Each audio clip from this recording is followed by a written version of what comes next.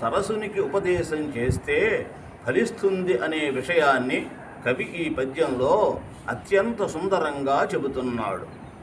సరసగుణ ప్రపూర్ణునకు సన్నపు దుర్గుణమొక్క వేళయందొరసిన ఇట్లు నీకు తగునో అని చెప్పిన మాన నేర్చుగా బురద యొకించుకంతతము పొందిన వేళల చిల్లవిత్తు పైనొరసిన నిర్మలత్వమున నుండవి నీరములెల్ల భాస్కరా.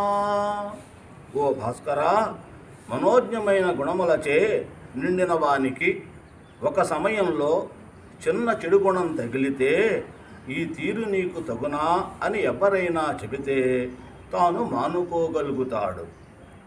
నీళ్లు కొంచెం బురద తమను అంటిన సమయాలలో ఇండుగ గింజ రాపిడి వలన స్వచ్ఛమవుతాయి కదా.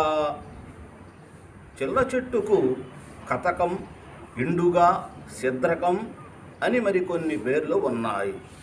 చిల్ల చెట్టు యొక్క గంధాన్ని నీటిలో కలపడం వల్ల నీటిలో కలిసిన బురద విరిగి నీరు తేరుతుంది.